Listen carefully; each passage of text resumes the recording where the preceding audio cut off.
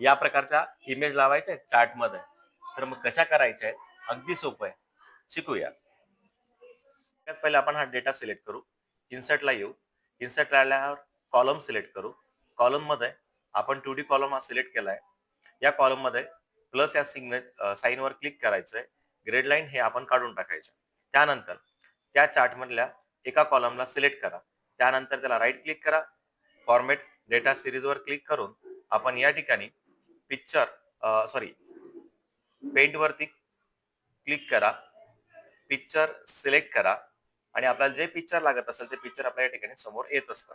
पण तुम्हाला लागत असेल अजून पिक्चर तर आपण ऑनलाईन पण घेऊ शकतो आणि ऑफलाईन पण घेऊ शकतो. ऑनलाईन सिलेक्ट केलं असतील तर या ठिकाणी खूप सारे आपल्याला पिक्चर्स दिसतात. आता आपल्याला जो पिक्चर लागतोय ॲनिमलचा लागत असेल तर आपण त्या ॲनिमल इथून सिलेक्ट करू शकतो. त्यापैकी कोणताही तुम्हाला ॲनिमल लागतोय तिथून कोणताही ॲनिमल तुम्ही सिलेक्ट करा.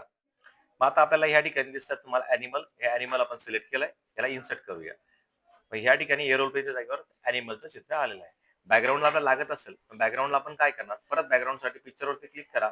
तुम्हाला लागणारे जे इमेज असेल, ती इमेज आपण पुन्हा ऑनलाईन पण घेऊ शकतो आणि बॅकग्राऊंडला पण इमेज आपण आणू शकतो. आता मला लागतात एरोप्लेनची इमेजेस. तर मी एरोप्लेन या ठिकाणी सिलेक्ट करतोय.